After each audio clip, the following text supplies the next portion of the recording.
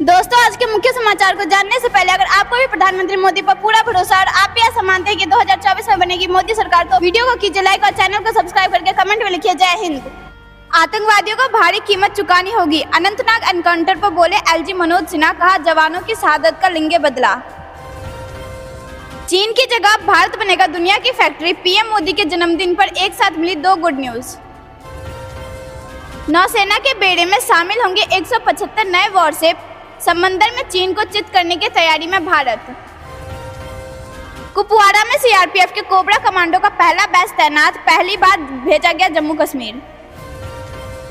लखनऊ दौरे पर जाएंगे आरएसएस प्रमुख मोहन भागवत, बीजेपी और संघ की होगी समन्वय बैठक। 45 एमएलए हमारे संपर्क में, जनवरी के बाद गिर जाएगी सिद्धौरमैया सरकार, बीजेपी नेता के दावे से कर्नाटक में मचा हड़कंप। इंडी गठबंधन में सब ठीक नहीं, सीडब्ल्यूएस बैठक में आम आदमी पार्टी की खिलाफत, सीट बंटवारे पर बातचीत नवंबर तक टालने की मांग। पीएम विश्वकर्मा योजना के तहत महज 5% के ब्याज पर मिलेगा लोन, सरकार देगी 8% की सब्सिडी। स्वास्थ्य भारत का संकल्प, आयुष्मान भव योजना लाखों गांवों और ग्राम पंचायतों में लाएगी स्वास्थ्य के प्रति जागरूकता। मध्य प्रदेश में शिप्रा नदी से लेकर गुजरात में नर्मदा तक उफान पर नदियां, भारी बारिश के बीच रेल सेवा प्रभावित, कई ट्रेनें रद्द। पंडित नेहरू और अंबेडकर को किया याद, प्रधानमंत्री ने गिनाई संसद की ऐतिहासिक उपलब्धियां। लोकसभा में दहाड़े पीएम मोदी, कहा संसद के कर्मचारियों पत्रकारों का योगदान अहम, आतंकी हमले से सांसदों को बचाने वालों का नमन। आदित्य एल1 ने वैज्ञानिक आंकड़े एकत्र करना किया शुरू, इसरो ने एक्स पर पोस्ट कर कही बात। मुंबई अहमदाबाद मार्ग पर ट्रेन यातायात पर लगी 11 घंटे की रोक, नर्मदा नदी अपने खतरे के निशान के पार। पीएम पर निशाना साधने को लेकर विपक्षी दलों पर भड़के शिंदे, कहा शेर से नहीं लड़ सकते भेड़ बकरियां। गणेश चतुर्थी को लेकर बीबीएमपी सख्त, बेंगलुरु में मास्क की बिक्री पर लगाया प्रतिबंध, जारी किया दिशा निर्देश। महिला आरक्षण पर बिल ला सकती है सरकार, बुधवार को पेश हो सकता है विधेयक। विशेष सत्र में पीएम मोदी का भाषण, चंद्रयान 3 पर वैज्ञानिकों को बधाई, G20 की सफलता पर आभार। नए संसद भवन के एंट्री गेट पर लगे हैं हाथी, घोड़े और गरुड़ के स्टैचू, भारतीयता और वास्तुशास्त्र से है कनेक्शन। भगवान गणेश की मूर्ति से लेकर चंद्रयान 3 रॉकेट तक 65 लाख के सिक्कों और नोटों से सजाया बेंगलुरु का मंदिर। वोट फॉर कैश कांड और इमरजेंसी भी यही दिखी, पुराने संसद भवन में विदाई में पीएम मोदी के तीखे तंज। विपक्षी गठबंधन इंडी को तगड़ा झटका, सीपीआईएम ने पश्चिम बंगाल और केरल में कर दी बगावत। अनंतनाग में छठे दिन भी चल रहा एनकाउंटर, एक आतंकी की जली लाश मिली। राज्यसभा के उप सभापतियों के पैनल में 50% महिलाओं को जगह, सभापति जगदीप धनखड़ बोले ये बस शुरुआत। भारत ने विश्व मित्र के रूप में जगह बनाई, कुछ लोगों को फिर भी देश पर शक, लोकसभा में बोले पीएम मोदी। अंतरिक्ष से आ गई खुशखबरी, आदित्य एल1 ने शुरू किया वैज्ञानिक प्रयोग, अब खुलेंगे सारे राज। अनंतनाग एनकाउंटर से बड़ी खबर, गुफा को सेना ने घेरा, ड्रोन से निगरानी, आतंकियों के खात्मे का फाइनल काउंटडाउन शुरू। मध्य प्रदेश में फिर लौटेंगे शिवराज, 3 ओपिनियन पोल में बीजेपी को बहुमत, लाडली बहना योजना बनेगी गेम चेंजर। विदेशी ताकतों से डरा चीन, यूनिवर्सिटी में पढ़ाया जा रहे जासूस पकड़ने के तरीके, लोगों को दी चेतावनी। कहीं ड्रैगन का जंग का प्लान तो नहीं, अलर्ट पर ताइवान, 24 घंटे के अंदर हवाई सीमा के पास दिखे 103 चीनी लड़ाकू विमान। आज सोना चांदी के दामों में तेजी, 59,500 के करीब पहुंचा सोना और चांदी 72,000 के पार निकली। पेट्रोल डीजल के नए रेट जारी, हड़तालिका तीज के दिन सबसे सस्ता फ्यूल 69.74 रुपए लीटर। चीन और पाकिस्तान की सीमाओं पर भारत तैनात करने जा रहा है प्रलय मिसाइल। चीन को झटका, आईफोन बनाने वाली फॉक्सकॉन भारत में दुगना करेगी निवेश और रोजगार। भारत का मतलब देश की परंपराओं, संस्कृति, अतीत और उसके भविष्य से है, बोले विदेश मंत्री जयशंकर। हिंद महासागर के लिए भारत ने बनाया 175 युद्धपोतों का प्लान, पर चीन भी कर रही बड़ी तैयारी। शुरू हुआ ऐतिहासिक निर्णय वाला सत्र, विपक्ष पर पीएम मोदी का प्रहार, ये रोने धोने का समय नहीं। अनंतनाग एनकाउंटर से बड़ी खबर, आतंकियों के करीब पहुंची सेना, गुफा को चारों तरफ से घेरा, अब बचना नामुमकिन। दोस्तों, अगर आपने अभी तक वीडियो लाइक नहीं किया है तो कृपया वीडियो लाइक कर दीजिए। गुजरात में भारी बारिश से फिर जल प्रलय, बाढ़ में कई जिलों में हजारों लोग बेघर, स्कूल कॉलेज बंद, 2 दिन रेड अलर्ट। बचकर रहे चीन और पाकिस्तान, आने वाली है प्रलय, मोदी सरकार ने उठाया बड़ा कदम। पाकिस्तान के आतंकी लॉन्च पैड सेकेंडों में होंगे तबाह, भारत के पहले रॉकेट फोर्स प्रलय मिसाइल रेजिमेंट तैयार। सुरक्षा बलों के ऑपरेशन में आतंकी कमांडर ढेर, स्वात घाटी में तालिबानी सजा देने के लिए था कुख्यात। पश्चिमी देशों को बुरा समझने के सिंड्रोम से उभरना जरूरी, चीन का नाम लिए बिना जयशंकर, उन्होंने मार्केट को सस्ते सामान से भरा। दहाड़ मारते 103 चीनी विमान घुसे ताइवान, खतरे में पड़े द्वीप देश की चेतावनी, मिलिट्री अत्याचार फौरन बंद करे चीन। किम जोंग के जाते ही रूस पहुंच रहे चीनी विदेश मंत्री, 50 साल पुरानी तिकड़ी की केमिस्ट्री से उड़ी पश्चिमी देशों की नींद। पंजाब में लोकसभा चुनाव से पहले एक दूसरे के खिलाफ आए कांग्रेस और आम आदमी पार्टी, दिल्ली बुलाया जा सकता है कांग्रेसी नेता। नए संसद भवन के ध्वजारोहण कार्यक्रम में नहीं पहुंचे खड़गे, स्मृति ईरानी बोली, गर्व की अनुभूति कांग्रेस पार्टी क्यों नहीं करती। नीतीश को बीजेपी ने दी 24 घंटों की चुनौती, सम्राट चौधरी बोले, तैयार है तो विधानसभा भंग करके चलिए चुनाव में। उत्तराखंड एसटीएफ ने छोटा राजन के करीबी को भारत नेपाल बॉर्डर से किया गिरफ्तार, पेड़ोल से नेपाल हुआ था फरार। आज से दुनिया भर के नेता संयुक्त राष्ट्र में विकास और जलवायु परिवर्तन पर करेंगे चर्चा। फॉक्सकॉन भारत में दुगनी नौकरी देगी, निवेश और बिजनेस भी बढ़ाएगी कंपनी, कहा अगले साल जन्मदिन पर पीएम को देंगे बड़ा गिफ्ट। दोस्तों, अगर आपने अभी तक वीडियो लाइक नहीं किया है तो कृपया वीडियो लाइक कर दीजिए। एलआईसी एजेंट्स और अप्लायंस को मिलेंगे ग्रेच्युटी, फैमिली पेंशन जैसे कई फायदे, वित्त मंत्रालय ने किया ऐलान। राजस्थान चुनाव से बड़ी खबर, नरेंद्र मोदी 25 को जयपुर में करेंगे सभा को संबोधित, हर बूथ से 10 कार्यकर्ता पहुंचेंगे, रिकॉर्ड भीड़ जुटाने की तैयारी। केरल में निपा वायरस के हाई रिस्क वाले 352 मरीज, 36 चमगादड़ों के नमूने परीक्षण के लिए भेजे गए। निपा वायरस से लड़ने के लिए एक्शन में केरल सरकार, ओपीडी सेवा लॉन्च। अमेरिका के एयर शो में टकराए 2 विमान, दोनों पायलट्स की मौत। वित्तीय और बैंकिंग व्यवस्था पर G20 के दिग्गजों की मंथन शुरू, विदेशी मेहमानों ने देखी छत्तीसगढ़ की संस्कृति। केंद्रीय कैबिनेट की अहम बैठक, संसद के विशेष सत्र के बीच बुलाएगी मीटिंग, प्रधानमंत्री मोदी करेंगे अध्यक्षता। विपक्षी दलों पर जमकर भड़के सीएम शिंदे, पीएम मोदी को बताया शेर। Article 370, GST, 1 rank 1 pension, PM Modi ने संसद में पास प्रमुखों बिलों का किया जिक्र। आईटी रेड के बाद पीएम मोदी की तारीफ करने लगे आजम खान, कहा वो देश के सबसे बड़े व्यक्ति। G20 की सफलता से हर भारतीय का गर्व से सीना चौड़ा, पीएम मोदी के दृष्टिकोण से मानव केंद्रित बना शिखर सम्मेलन, लोकसभा अध्यक्ष ने की प्रशंसा। पीएम मोदी बोले, G20 की सफलता 140 करोड़ भारतीयों की है, किसी व्यक्ति या पार्टी की नहीं। तेजी से चल रहा राम मंदिर का निर्माण, 1,50,000 लोग परिक्रमा कर सकेंगे। अयोध्या राम मंदिर से बड़ी खुशखबरी, दिन में 14 घंटे खुलेगा राम का दरबार, 1.5 लाख लोगों को मिल सकेंगे रोजाना दर्शन। राम मंदिर में प्राण प्रतिष्ठा को लेकर बिहार में तैयारियां तेज, मां जानकी के मायके से जाएगा भार।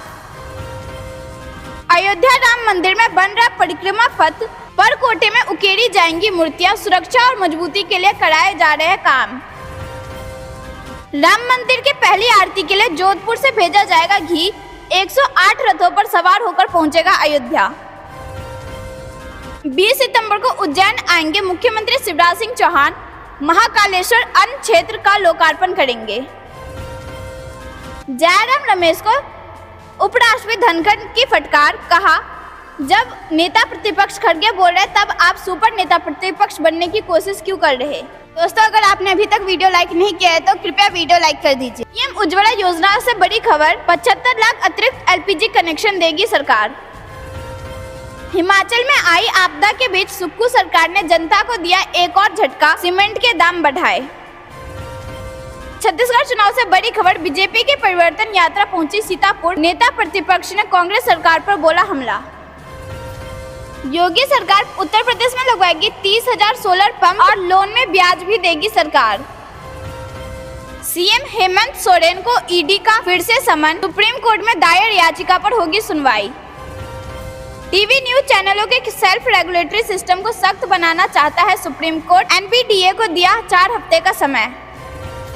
भारत की राह पर पाकिस्तानी सुप्रीम कोर्ट, आजादी के बाद पहली बार लाइव टेलीकास्ट, एक्शन में नए चीफ जस्टिस। गृह मंत्री अमित शाह के घर का पता पूछ रहे थे 6 लोग, दिल्ली पुलिस में मचा हड़कंप, रास्ते में सभी को किया गिरफ्तार। अमित शाह के बाद चिराग का दावा, जेडीयू और आरजेडी का मेल है बेमेल, कहा इंडी गठबंधन को नीतीश पर भरोसा नहीं। यूपी का सौभाग्य है कि मोदी वाराणसी के सांसद हैं, योगी ने किया मोदी पर लगी प्रदर्शनी का अवलोकन। एक बार फिर से लोगों के भरोसे पर खड़े उतरे पीएम नरेंद्र मोदी, सर्वे में बने दुनिया के नंबर 1 नेता। इसरो की काबिलियत और मोदी सरकार की राजनीतिक इच्छा से तब जाकर चांद पर चंद्रयान 3 ने लहराया तिरंगा। लाडली बहना आवास योजना, सरकारी नौकरी, पक्का मकान, 4 व्हीलर, 12,000 से कम मासिक आय एवं आयकर दाता नहीं, तभी मिलेगा लाभ। पीएम मोदी ने बुलाई कैबिनेट मीटिंग, 27 साल से अटके महिला आरक्षण बिल पर बड़ी तैयारी, कांग्रेस भी हरकत में। कैबिनेट की बैठक से पहले पीएम मोदी और अमित शाह की मंत्रियों के साथ मीटिंग। 13 लाख LIC एजेंट के लिए खुशखबरी, सरकार के 4 बड़े ऐलान से बल्ले बल्ले। ज्ञानवापी मस्जिद केस की इलाहाबाद हाईकोर्ट में हुई सुनवाई, मुस्लिम पक्ष ने फिर जताई आपत्ति। जानते कुछ खबरों को विस्तार से, उससे पहले वीडियो को लाइक करके चैनल को सब्सक्राइब करिए और कमेंट में लिखिए जय हिंद। आतंकवादियों को भारी कीमत चुकानी होगी, अनंतनाग एनकाउंटर पर बोले LG मनोज सिन्हा, कहा जवानों की शहादत का लेंगे बदला। जी हां दोस्तों, जम्मू कश्मीर के अनंतनाग जिले में आतंकवादियों और सुरक्षा बलों के बीच मुठभेड़ जारी है। सुरक्षा बलों जंगल में छिपे आतंकियों का पता लगाने में जुटे हुए हैं, वहीं उनके ठिकानों पर सेना द्वारा ड्रोन के जरिए बमबारी की जा रही है। 13 सितंबर से अनंतनाग के कोकरनाग इलाके में यह एनकाउंटर चल रहा है। छिपे हुए आतंकियों में लश्कर-ए-तैयबा के 1 ग्रेड आतंकवादी और 10 लाख का इनामी आतंकी उजेर भी शामिल है। इस बीच जम्मू कश्मीर के उपराज्यपाल मनोज सिन्हा ने रविवार को कह दिया कि 2 वरिष्ठ अधिकारियों सहित जवानों की शहादत का बदला लिया जाएगा। श्रीनगर के आयोजित एक कार्यक्रम के दौरान LG मनोज सिन्हा ने कहा कि जहां उनका प्रशासन क्षेत्र में स्थायी शांति बनाए रखने के लिए प्रतिबद्ध है, वहीं जम्मू कश्मीर के लोग भी आतंकवाद से छुटकारा चाहते हैं। इस कार्यक्रम में महाराष्ट्र के मुख्यमंत्री एकनाथ शिंदे भी शामिल हुए। उपराज्यपाल मनोज सिन्हा ने कहा कि हम जम्मू कश्मीर में शांति बनाए रखने के लिए प्रतिबद्ध हैं। हम अपने सैनिकों की शहादत का बदला लेंगे, इसमें शामिल लोगों का करारा जवाब देंगे और उन्हें भारी कीमत चुकानी होगी। पूरा देश आज हमारे बहादुर सैनिकों के साथ खड़ा है। मेरे मन में कोई संदेह नहीं है कि जम्मू कश्मीर के लोग भी आतंकवाद से छुटकारा चाहते हैं। इसके अलावा उन्होंने यह भी कहा कि हम सभी को जम्मू कश्मीर में आतंकवाद को हराना और सुरक्षा चुनौतियों का मुकाबला करने का संकल्प लेना चाहिए। विकसित भारत के निर्माण में जम्मू कश्मीर का योगदान किसी भी अन्य राज्य के कम नहीं है। Retired lieutenant general KGS Dhillon ने कहा कि शहीद कर्नल मनप्रीत सिंह, शहीद मेजर आशीष बहुत बहादुर थे। दोनों को कई बार सम्मानित किया गया था। दोनों अफसरों को आतंकवाद विरोधी अभियान में बहुत अनुभव था। रिटायर्ड लेफ्टिनेंट ढिल्लों ने ANI को बताया, खासकर इन क्षेत्रों में शहीद अफसर के पास आतंकवाद विरोधी अभियान का काफ़ी अनुभव था। उन्होंने कहा कि DSP हिमायू भट्ट एक बहुत ही प्रेरित अधिकारी थे। वह बहुत तकनीकी प्रेम बुद्धिमान थे और हमेशा सामने से नेतृत्व करने में विश्वास रखते थे। वे उच्च श्रेणी के अधिकारी थे। ढिल्लों ने कहा कि इन ऑपरेशन को बहुत ही समन्वित संयुक्त तरीके से अंजाम दिया गया। रुक करते अगली बड़ी खबर की तरफ। नौसेना के बेड़े में शामिल होंगे 175 नए वॉरशिप, समंदर में चीन को चित करने की तैयारी में भारत। जी हाँ दोस्तों, भारत और चीन के बीच जमीनी सीमा पर ही टकराव की स्थिति नहीं है, बल्कि समुद्र में भी दोनों देश एक दूसरे के प्रतिद्वंदी बने हुए हैं। दोनों देशों के बीच मुकाबला हिंद महासागर क्षेत्र में है। इस बात को ध्यान में रखते हुए भारत अपनी नौसेना को मजबूत करने में लगा हुआ है। भारतीय नौसेना में 78 भारतीय नौसेना में 68 युद्धपोत और जहाज़ों का ऑर्डर दिया गया है, जिसकी कुल कीमत 2 लाख करोड़ है। भारत का मकसद आने वाले कुछ सालों में अपनी नौसेना को ताकतवर बनाना है। नौसेना को 143 विमानों और 130 हेलीकॉप्टर के साथ 132 युद्धपोतों को खरीदने की इजाज़त भी मिली है। इसके अलावा 8 अगली पीढ़ी के कॉर्वेट, 9 पनडुब्बी, 5 सर्वे जहाज और 2 बहुउद्देशीय जहाज़ों के निर्माण के लिए मंजूरी मिली है। उन्होंने आने वाले सालों में तैयार किया है कि भले ही नौसेना की बजट की कमी, डीकमिशनिंग और भारतीय स्पेयर की सुस्ती में जूझना पड़े, मगर 2030 तक नौसेना के पास 155 से 160 युद्धपोत होंगे। आपको बता दें कि भले ही संख्या ये बहुत अच्छी लगती है, लेकिन भारतीय नौसेना को असल मकसद 2035 तक अपने बेड़े में कम से कम 175 युद्धपोत शामिल करने का है। इसके जरिए न सिर्फ रणनीतिक बढ़त हासिल की जा सके, बल्कि हिंद महासागर क्षेत्र में अपने पहुंच को मजबूत भी किया जा सके। सिर्फ इतना ही नहीं, बल्कि इस दौरान लड़ाकू विमानों, एयरक्राफ्ट, हेलीकॉप्टर्स और ड्रोन्स की संख्या भी बढ़ाने की जोर दिया गया है। समुद्र में चीन की तरफ से बढ़ते खतरे को नज़रअंदाज नहीं किया जा सकता। चीन की People's Liberation Army, navy Hind महासागर क्षेत्र और हिंद प्रशांत क्षेत्र में अपनी मौजूदा लॉजिस्टिक्स चुनौती की दूर करना चाहती है। वो हॉर्न ऑफ अफ्रीका में जिबूती, पाकिस्तान में कराची और गवादर में अपना बेस बना चुकी है। माना जा रहा है कि जल्द ही चीन नौसेना कंबोडिया के रीम में भी अपना विदेशी बेस बना लेगी। इसका मकसद हर समुद्र में अपनी पकड़ मजबूत करना है। चीन तेजी से जहाज़ों को बनाने में लगा हुआ है। कहा जा रहा है कि उसके पास दुनिया की सबसे बड़ी नौसेना है, जिसमें 335 युद्धपोत और पनडुब्बी शामिल है। चीन ने पिछले 10 साल में 150 युद्धपोत अपने बेड़े में शामिल किया और अगले 5 से 6 सालों में चीन अपनी नौसेना में युद्धपोतों की संख्या 555 तक पहुंचाना चाहती है। चीन एयरक्राफ्ट कैरियर्स ने पहले ही हिंद महासागर क्षेत्र में गश्त लगाना शुरू कर दिया है। दोस्तों, अगर आपने अभी तक वीडियो लाइक नहीं किया है तो कृपया वीडियो लाइक कर दीजिए। चीन की जगह भारत बनेगा दुनिया का फैक्ट्री। पीएम मोदी के जन्मदिन पर एक साथ मिली 2 गुड न्यूज़। जी हाँ दोस्तों, सेमीकंडक्टर के मामले में देश को आत्मनिर्भर बनाने के प्रयास को सफलता मिलने लगी है।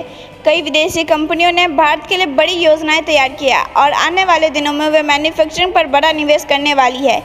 इससे भारत को न सिर्फ आत्मनिर्भर बनने में मदद मिलेगी, बल्कि दुनिया की फैक्ट्री के रूप में चीन की जगह लेने का प्रयास को भी बल मिलेगा। भारत के लिए विनिर्माण के मोर्चे पर सप्ताह की शुरुआत में 2 गुड न्यूज़ के साथ हुई है। अमेरिकी semiconductor company micron technology limited से मिली है, तो दूसरी अच्छी खबर ताइवान के कॉन्ट्रैक्ट मैन्युफैक्चरिंग फर्म फॉक्सकॉन की ओर से आई है। माइक्रोन आने वाले समय में भारत में कई सेमीकंडक्टर असेंबली और पैकेजिंग प्लांट लगाने वाली है। ये प्लांट प्रस्तावित फैब्रिकेशन यूनिट से अलग होंगे। वहीं फॉक्सकॉन ने भारत में अपना निवेश और कर्मचारियों की संख्या को डबल करने की तैयारी की है। इसकी जानकारी फॉक्सकॉन ने इंडिया रिप्रेजेंटेटिव वी ली ने प्रधानमंत्री नरेंद्र मोदी के जन्मदिन के मौके पर एक लिंक्डइन पोस्ट में दी। उन्होंने रविवार को बताया कि उनकी कंपनी की योजना अगले 1 साल में भारत में अपना निवेश डबल करने की है। साथ ही कंपनी में अगले 12 महीने में अपने वर्कफोर्स को भी डबल करेगी।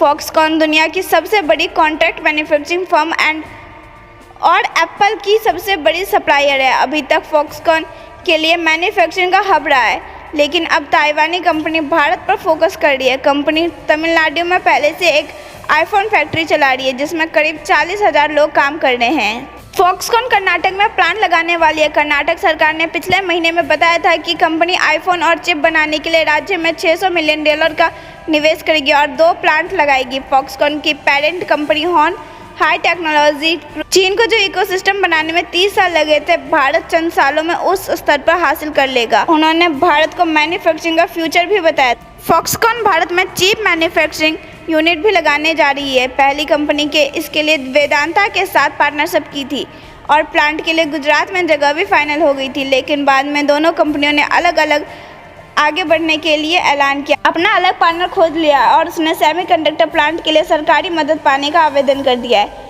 माइक्रोन की योजना की बात करें तो उसकी जानकारी इलेक्ट्रॉनिक्स एवं सूचना प्रौद्योगिकी राज्य मंत्री राजीव चंद्रशेखर ने दिया। माइक्रोन ने इस साल जुलाई में सेमीकॉन इंडिया 2023 में कार्यक्रम के दौरान भारत में अपने पहले निवेश जानकारी दी थी। कंपनी ने भारत में एक सेमीकंडक्टर असेंबली प्लांट लगाने के लिए $800 मिलियन का निवेश करने का ऐलान किया था। कंपनी का यह प्लांट गुजरात के सानंद में लगाने वाला है। मंत्री का कहना है कि प्लांट मंत्री का कहना है कि पहले प्लांट की शुरुआत होने के बाद माइक्रोन भारत में अन्य प्लांट भी लगाएगी। रुक करते हैं अगली बड़ी खबर की तरफ। कुपवाड़ा में सीआरपीएफ के कोबरा कमांडो का पहला बैच तैनात, पहली बार भेजा गया जम्मू कश्मीर। जी हां दोस्तों, केंद्रीय रिजर्व पुलिस बल के कोबरा कमांडो के पहले बैच ने जम्मू कश्मीर के जंगलों में प्रशिक्षण पूरा कर लिया है और कुपवाड़ा में तैनात किया गया। यह पहली बार है कि माओवादी विद्रोही से लड़ने के लिए 2009 में बनाई गई commando battalion for resolute action को मध्य और पूर्वी भारत में हटाकर जम्मू कश्मीर भेजा गया है। रिपोर्ट के मुताबिक एक अधिकारी ने कहा कि कोबरा की कुछ कंपनियों को बिहार और झारखंड के आंशिक रूप से हटा दिया गया था क्योंकि वह नक्सली हिंसा के मामलों में गिरावट आई थी। 6 महीने पहले उनका प्रक्षेपण जम्मू कश्मीर के जंगलों में शुरू हुआ और अब प्रशिक्षण खत्म हो गया है और उन्होंने कुपवाड़ा में तैनात किया गया है, लेकिन अभी तक किसी भी ऑपरेशन में उनका उपयोग नहीं किया गया है। कश्मीर में सीआरपीएफ आतंकवाद विरोधी अभियान और कानून व्यवस्था बनाए रखने के लिए शामिल है। ये जम्मू कश्मीर पुलिस और भारतीय सेना के साथ काम करते हैं। कमांडो को अप्रैल के महीने में जम्मू कश्मीर भेजा गया था। अधिकारियों ने कहा कि कोबरा की स्थापना ऐसे समय के लिए की गई थी जब भारत के आंतरिक सुरक्षा की नक्सली हिंसा में खतरा था। पिछले कुछ सालों में कोबरा टीमों ने टॉप के नक्सलियों को मार गिराया। उनके इन अभियानों में नक्सली हिंसा में कमी आई है। जब जंगल और पहाड़ी इलाकों के आतंकवादियों से निपटने की बात आती है तो ये इसमें एक्सपर्ट हो। जम्मू कश्मीर और पूर्वोत्तर की जगहें लगभग एक जैसी है। आने वाले सालों में इन्हें ऐसी जगहों पर उपयोग में लाया जाएगा। अक्टूबर 2009 में जब कई नक्सली हमले हुए थे तो तत्कालीन प्रधानमंत्री मनमोहन सिंह ने माओवादी को भारत का सबसे बड़ा आंतरिक सुरक्षा खतरा बताया था। उनसे कुछ महीने पहले 2 सितंबर 2008 में केंद्रीय मंत्रिमंडल ने सीआरपीएफ में 10 अतिरिक्त बटालियन के निर्माण के साथ एक अलग बल के निर्माण को मंजूरी दी थी। दोस्तों, अगर आपने अभी तक वीडियो लाइक नहीं किया है तो कृपया वीडियो लाइक कर दीजिए। लखनऊ दौरे पर जाएंगे आरएसएस प्रमुख मोहन भागवत, बीजेपी और संघ की होगी समन्वय बैठक। जी हाँ दोस्तों, राष्ट्रीय स्वयंसेवक संघ यानी कि आरएसएस प्रमुख मोहन भागवत 3 दिनों के लखनऊ दौरे पर जा रहे हैं। वो 22 से 24 सितंबर तक यूपी की राजधानी में रहेंगे और इस दौरान संघ के शताब्दी वर्ष को लेकर अवध प्रांत के पदाधिकारी और प्राचार्यों के साथ बैठक करेंगे। चुनाव से पहले संघ प्रमुख के 3 दिनों के दौरे को लेकर चर्चा शुरू हो गई है। दरअसल मोहन भागवत के आने के पहले 2 दिन भाजपा और संघ की समन्वय बैठक है जिसमें आरएसएस के साथ मिलकर काम करने की चर्चा होगी। हालांकि संघ प्रमुख के दौरे की दलितों तक पहुंचने की संघ के प्रयास के बारे में एक बड़े आउटरीच के तौर पर देखा जा रहा है। दलित और आदिवासियों तक संघ की शाखा को पहुंचने की समीक्षा होगी। इसके साथ साथ संघ कार्यकर्ताओं को ज़्यादा से ज़्यादा जोर दलित और आदिवासी गांवों तक पहुंचने पर होगा। संघ ने अपनी शाखाओं को विस्तार के लिए अब दलित और आदिवासियों के बीच घुमंतु जाते हैं जिसमें नट और बांटनिंग आदिवासी और उन पर अपना फोकस किया है। संघ प्रमुख मोहन भागवत अभी हाल ही में अखंड भारत को लेकर अपने बयान को लेकर सुर्खियों में आए थे। 8 सितंबर को जब एक कार्यक्रम के दौरान भागवत से छात्र ने सवाल किया, हम भारत को अखंड भारत के रूप में कब तक देखे लेंगे। छात्र से बातचीत में उन्होंने कहा कि अपने बूढ़े होने से पहले अखंड भारत जरूर बनते हुए दिख जाएगा क्योंकि परिस्थितियों अब ऐसी करवट ले रही है जो भारत से अलग हुए हैं। उनको लगने लगा कि गलती हो गई, हमको फिर से भारत में होना चाहिए। संघ प्रमुख ने पिछले साल अप्रैल में भी ऐसा ही कुछ कहा था। उन्होंने कहा था 20-25 साल में भारत अखंड भारत बन जाएगा, लेकिन हम कोशिश करेंगे तो 15 साल में भी ऐसा हो सकता है। दोस्तों, अगर आपने अभी तक वीडियो लाइक नहीं किया है तो कृपया वीडियो लाइक कर दीजिए। मध्य प्रदेश में शिप्रा नदी से लेकर गुजरात में नर्मदा तक उफान पर नदियां, भारी बारिश के बीच रेल सेवा प्रभावित, कई ट्रेनें रद्द। जी हाँ दोस्तों, देश के 2 राज्यों में भारी बारिश के चलते तबाही का मंजर नजर आ रहा है। गुजरात और मध्य प्रदेश में मौसम के मार झेल रहे हैं। दोनों ही राज्यों में बारिश के चलते नदियां उफान पर है। वहीं कई इलाकों में बाढ़ का खतरा मंडरा रहा है। गुजरात के दहादे में भारी बारिश के चलते वाना कौबड़ी डैम ओवरफ्लो है। मही नदी पर बने इस डैम के ओवरफ्लो होने से आसपास के इलाकों में बाढ़ का खतरा है। वहीं मध्य प्रदेश में चंबल और शिप्रा नदी के उफान पर है। बारिश के चलते रेल यातायात पर भी असर पड़ रहा है। मध्य प्रदेश में भारी बारिश के चलते रतलाम मंडल के अंतर्गत जाबहू रेल में गुजरने वाली दिल्ली मुंबई रेलवे के अप ट्रैक का एक हिस्सा धंसने से ट्रेन की आवाजाही प्रभावित हुई है। रेलवे डाउन ट्रैक से महत्वपूर्ण ट्रेन बेहद रेंगने वाली गति में चल रही है।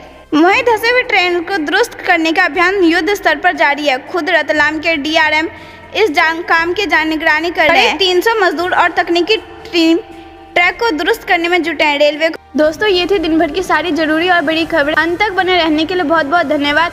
जाने से पहले वीडियो को लाइक और चैनल को सब्सक्राइब करके बेल आइकन दबाइए और कमेंट में लिखिए जय